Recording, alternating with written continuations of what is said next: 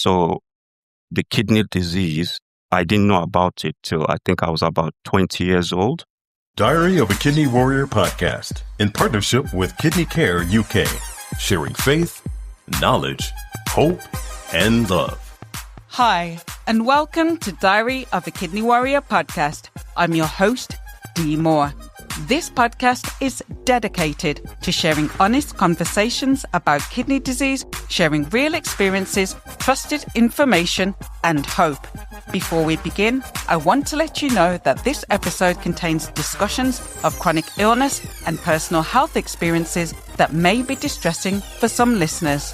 Please take care while listening and feel free to pause or return to the episode at another time if you need to. In today's episode, I'm joined by Hakeem, who shares his story with honesty and courage.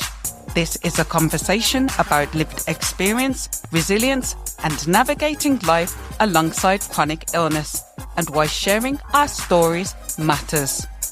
Let's begin. Hi, and welcome to Diary of a Kidney Warrior podcast. How are you doing today, Hakeem? Very well, Dee. Glad to be here. And how are yourself? How are you doing?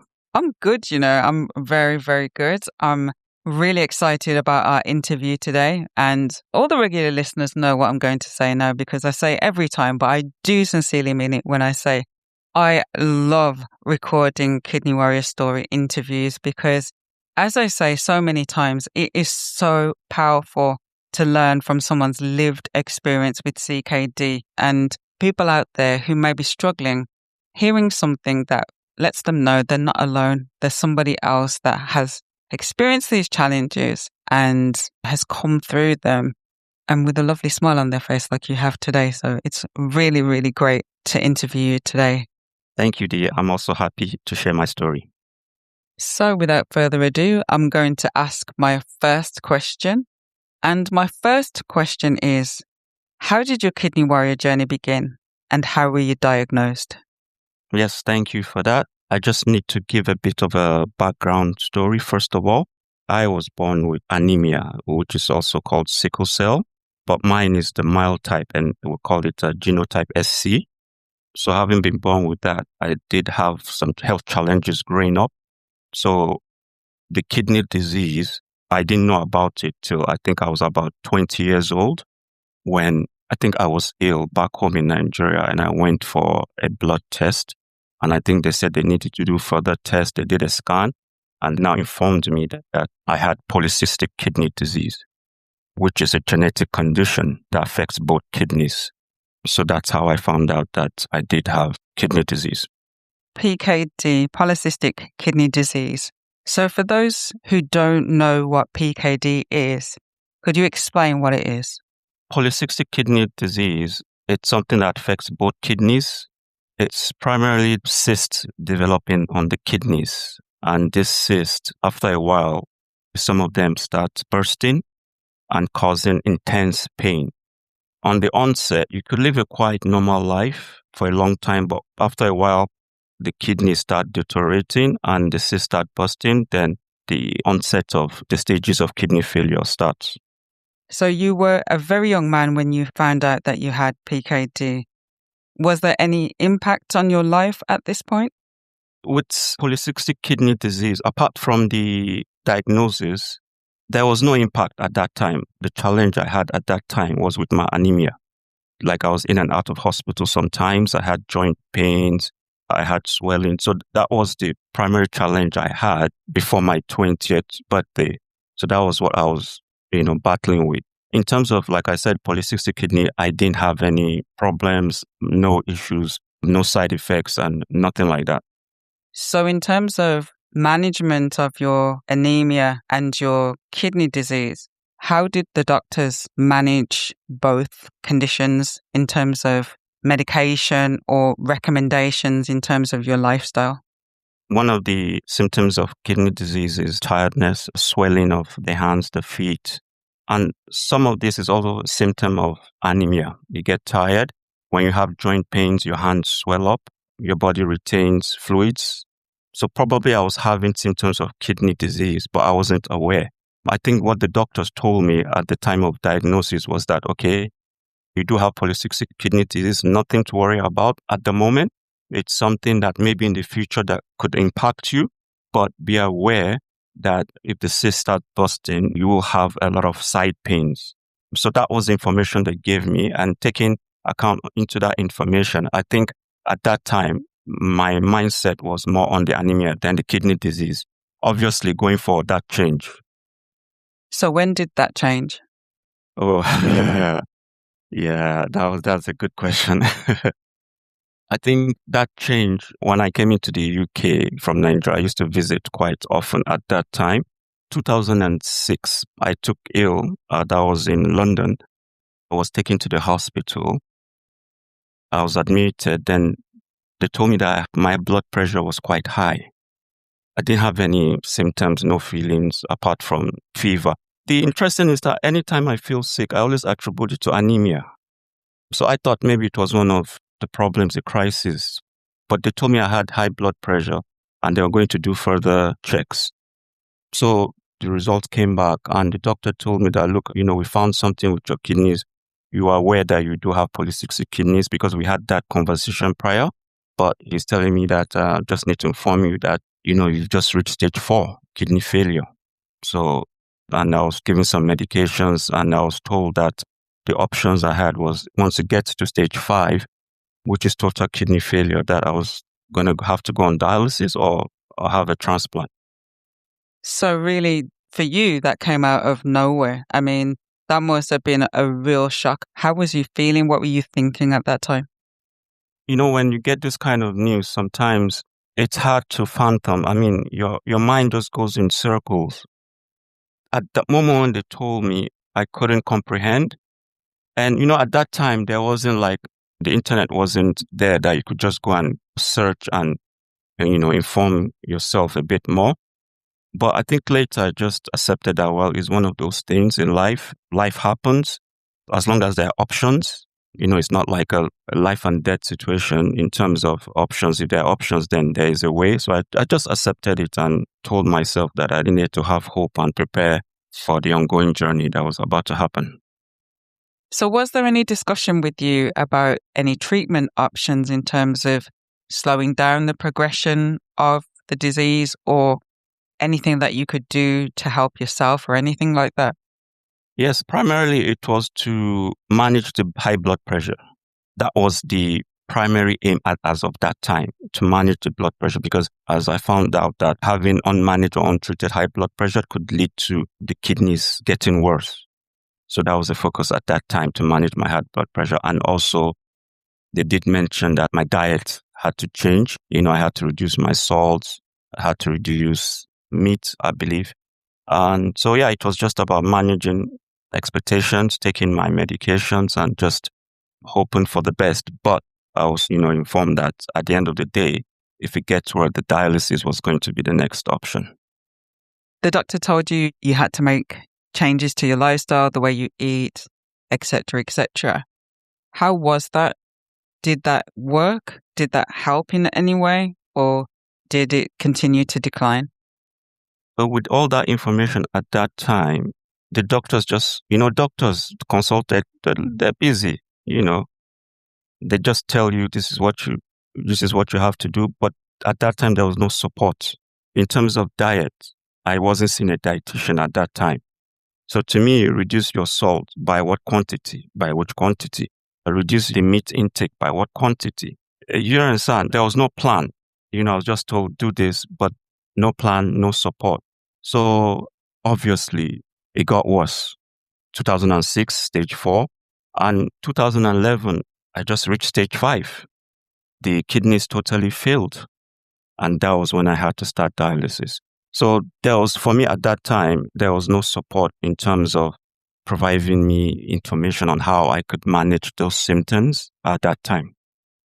It really saddens me to hear that you didn't get the level of support that you needed at that time to be able to truly understand and manage your kidney disease. And, for anybody out there who is struggling and kind of finding themselves, thinking, what am I going to do? How am I going to manage this?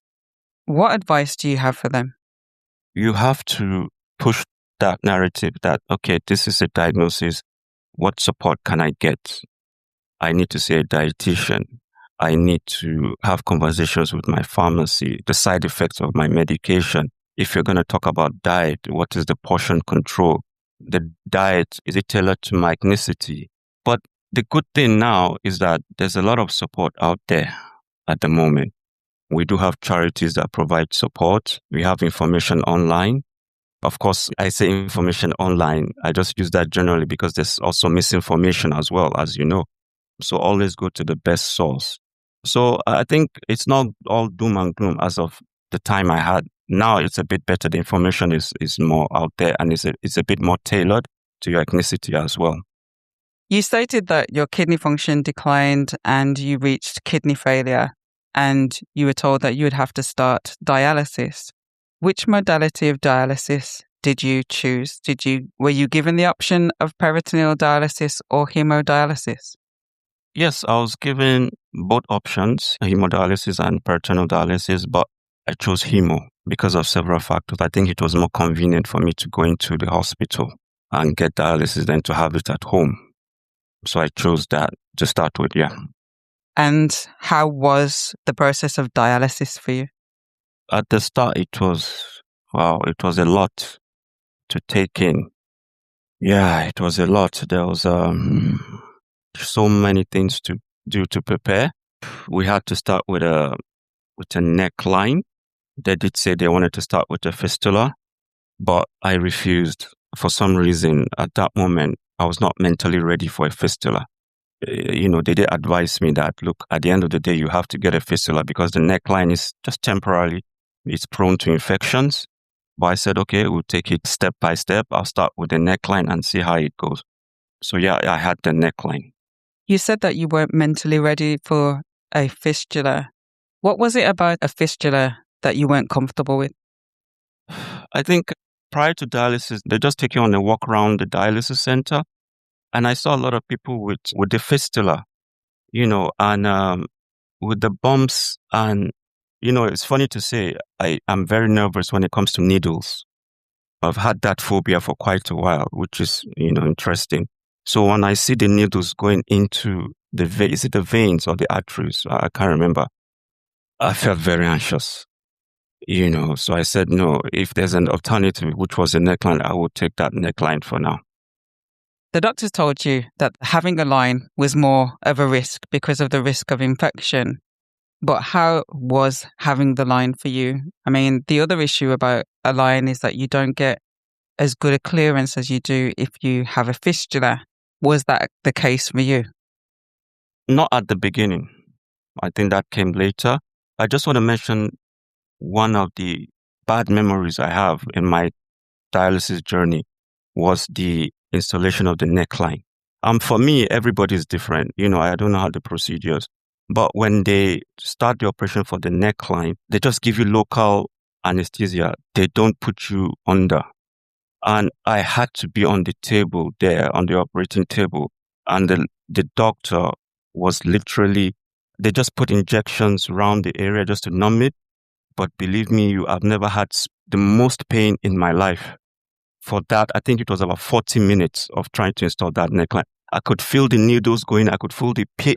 When they pull it, I could feel it. I was literally sweating. I said, oh my God, I've not even started the dialysis and this is the pain I was going to go through. And you know what, I had that neckline. They put it in, they had to move it around 3 times. So I had to repeat that process about 3 times. It's absolutely horrible, the pain. You're there, you can't ask for help. You're just paralyzed there and you just have to go through the pain. So yeah, that was a terrible experience, which today I don't even want to think back. But yeah, that was my experience with the neckline. For anyone listening who may be scared that they may feel pain if they need to have a neckline fitted, I just want to say that I've had necklines fitted and there wasn't any pain. And possibly because back then maybe techniques were different, procedure was different, or I don't know what reason, and I'm really sorry that you went through that. But just to say that isn't everyone's experience, but it's certainly doesn't make your experience invalid. And I'm really sorry that you went through that. Yeah, that was an experience. But remember, this was in 2011. So, absolutely, like you said, technology may have improved now. So just reassuring anybody that is going to have a neckline, you may not experience that. But that was my own experience. So how often were you dialyzing? I started 3 times a week, initially 4 hours every session. But I think after about 3 years into dialysis, I was told that my clearance level was not good enough. That means the waste products. When they plug you into the machine does the clearing, moves the blood around and filters it. So the clearance level in terms of the waste products was quite low. So they suggested that they had to increase it to 5 hours. So from then on, I had a 5 hours dialysis each session. So how was that for you? Because 5 hours is a very long time, 3 times per week. I mean, what was the impact on your body? And was there an impact on your mental health having to dialyze for so long? Oh, yes, it had. I had a tremendous impact. As you know, even when you're on dialysis, your energy levels, you just have to manage your energy levels. You wake up tired. You can sleep for the whole day, but you wake up tired. That's my own experience. So even getting to the dialysis center was hard work.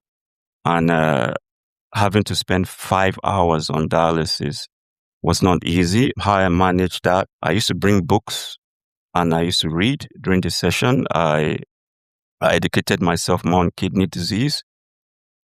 I don't know about other people, but dialysis used to bring out the hunger in somebody, the munchies. So I'll bring in a lot of food as well to eat.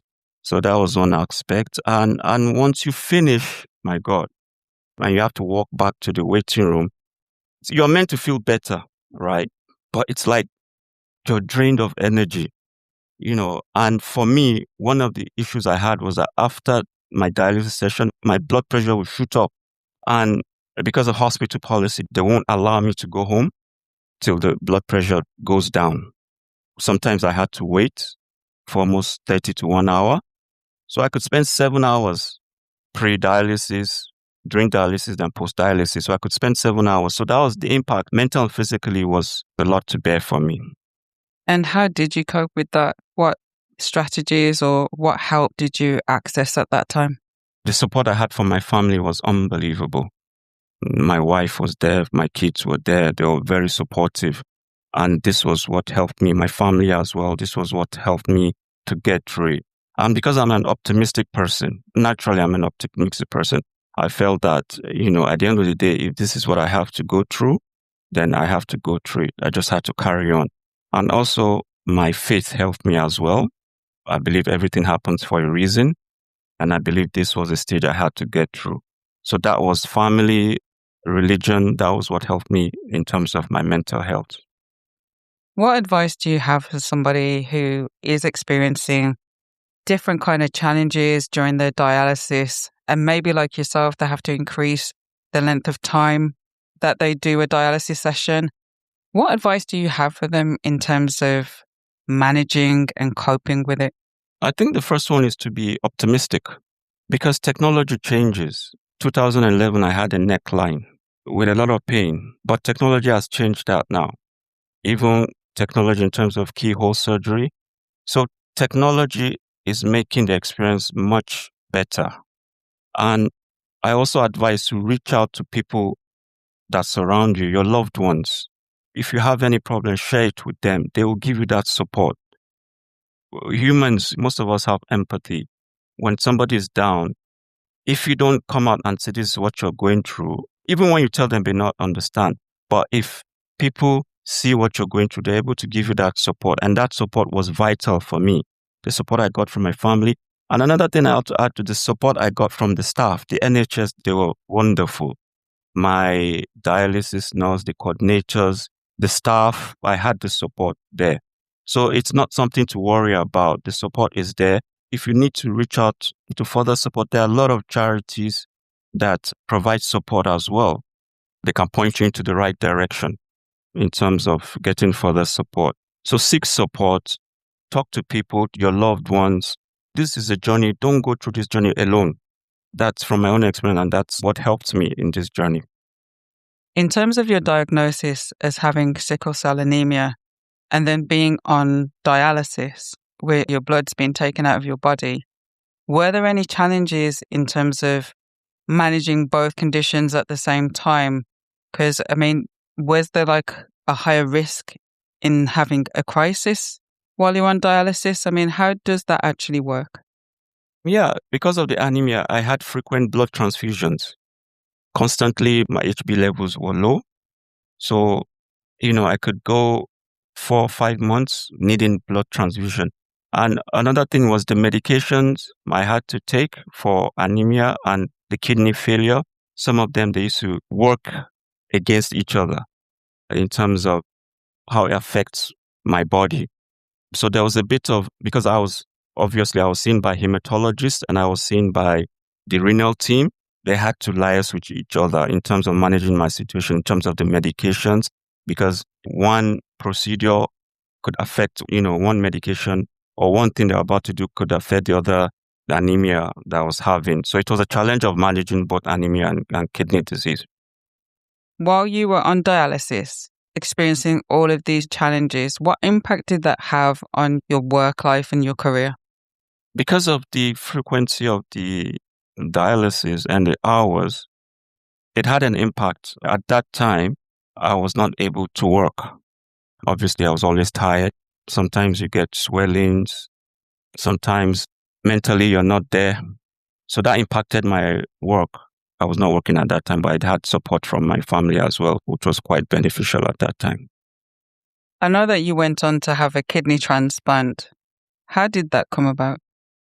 Having been on dialysis for 5.5 years or so, at that time I was also on the transplant list.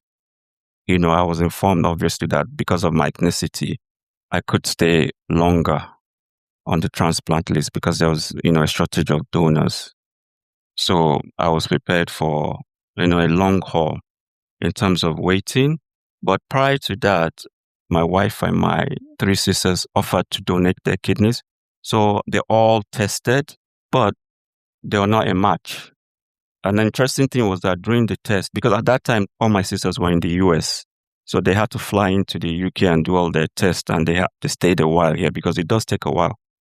So it was a challenge for them as well, leaving their jobs and, and their family and having to come here, which I'm very grateful for.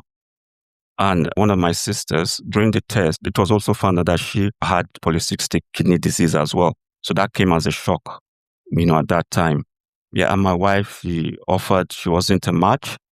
So they introduced us to a scheme called the paired exchange, where, my wife would offer her kidney and into the queue or transplant queue, and I will be able to get a matching kidney. But after some conversations with the dialysis coordinator, we said, because we had young kids at that time, and so, they said it's not advisable because we had young kids and, because of the process that she was going to go through, they said, we all decided that we should just leave it and I'll be on dialysis and stay on the transplant list. So I think one particular day I got a call that they had a kidney for me, that I should get ready and come into the hospital. I was excited then, but I think an hour later they called me again and said, we do apologize. I think the kidneys may not be a match. So yeah, that was a disappointment for me. So I just continued dialysis. Then in 2016, December, I had a call around 1 a.m. on a Friday. They said, Hakeem, we have a kidney for you.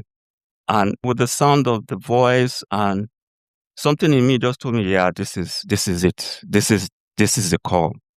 I told my wife, she was happy, but at the same time, I was cautiously optimistic because in life, you have to prepare for eventualities. But in my mind, I said, yeah, this is for me. I packed my bags, went to the hospital, and because of my anemia, they told me that, we have a kidney for you, but because of the antibodies in your system, we have to do a transfusion to remove certain antibodies So I had that one. Hematology, they were wonderful with that process. I had that one.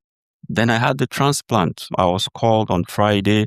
I had the transfusion on Friday. Then I had the transplant on Saturday, December 10th.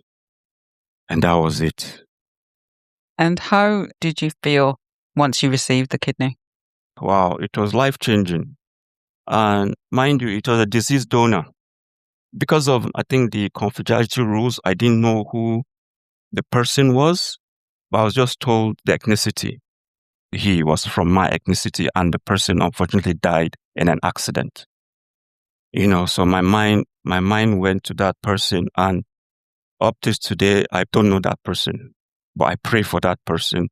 And I also pray, because they say it was a young person, and I also prayed for, I believe, the family that gave that person consent to be on the organ donation list, because it's life-changing. My whole life changed. The person that gave me that that kidney gave me a second chance of life to spend time with my family, with my children. My children were young at that time; they're older now, and it's a legacy that whatever I achieve, whatever I am, I'm able to do now. It's because of that person. So that was a wonderful gift for me. That was life-changing. And I do know that no matter how I thank that person in prayers, I know that I can never be grateful enough. But I'm confident that God will reward that person for giving me this second chance. Yeah, it's something that I find emotional when I talk about. So just bear with me, Yeah, it was absolutely amazing. It changed my life and also changed my perspective about life. Yeah. I just want to take a moment to recognize all deceased donors and their families who made that decision to allow for their loved ones' organs to be donated to save and change the lives of so many people out there. Yeah, it's it's a wonderful legacy to give somebody while the person is leaving this world. The person hands the baton of life to another person. There's nothing better than that as a human being that you can do for your fellow human being, and absolutely grateful to that person and to their family. Yeah. So for anyone out there listening who might be thinking of opting out of the organ donation registry, what would you say to them? I would say to have a second thought, because that decision could give another person a second chance in life. And anything positive that person achieves, the person that offered for their kidneys will be part of that story. And for me, coming from a Muslim background, if you save one person, you save the whole humanity. Because one of the things that's reducing, organ donations is the culture and the belief. But the culture and the religion says about having compassion, having humanity, empathy for your fellow person. And if that is what is achieved by saving somebody, surely God is going to reward that person. And I believe that reward is totally better than anything in this world. So I would say, do it. Do it. It's a legacy that will be left, and it's a legacy that will always be appreciated. From all that you've experienced in your kidney warrior journey, the highs, the lows, the good and the bad, what advice do you have to share? First of all is gratitude. Sometimes we wake up in the morning without a fuss. We take it for granted. We're able to do a lot of things. We take it for granted. But once the health goes, everything else does not matter. I just want to share an interesting story. First of all, when I was about to be 40, we have that tradition of, what do you want for your birthday? I was 40. My dad was asking me, what do you want for your birthday? I said, I want a kidney transplant. Nothing else mattered to me. Ambition, career, materialistic things, nothing mattered. It was not relevant at that moment. What was relevant to me was being healthy. So be grateful. Let's try and be grateful. Anybody that loves you, gives you support, do not take them for granted. Where human beings are, we're vulnerable. Everybody, God forbid, everybody is just one step, one experience away from having a health problem. I don't pray for that for anybody. Be grateful for everything you have, because it could just, I don't want to be negative. It could just, one day, something could just happen. So enjoy the moment. And another thing is, let's show compassion to each other. Let's show empathy, humanity to each other. We tend to be divided by race, by religion, by culture, by ethnicity. What we share in common is more than what divides us.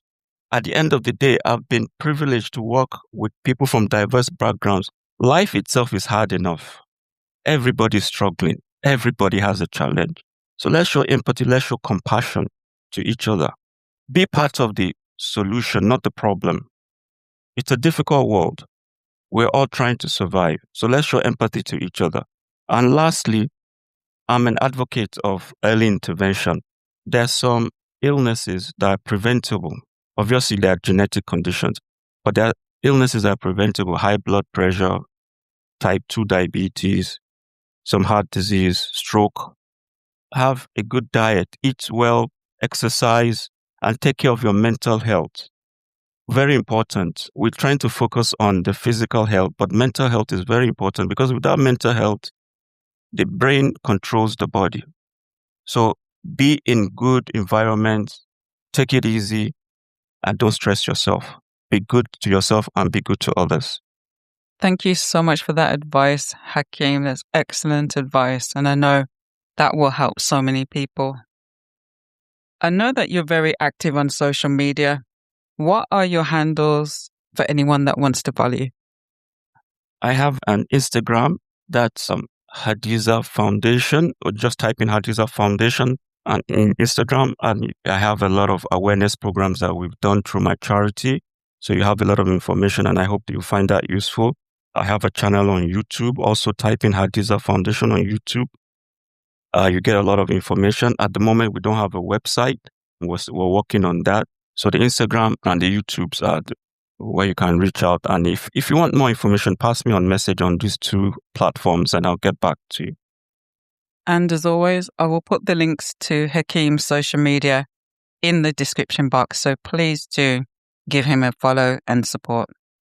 Today, Hakeem, you've shared your Kidney Warrior story, your early childhood, living with anemia and sickle cell anemia, being diagnosed as a young man that you have PKD, declining into stage 4 kidney disease and then into kidney failure, starting dialysis, the challenges of dialysis, managing your mental health, managing the challenges that you faced during dialysis, and then finally receiving that life-saving, life-changing kidney transplant.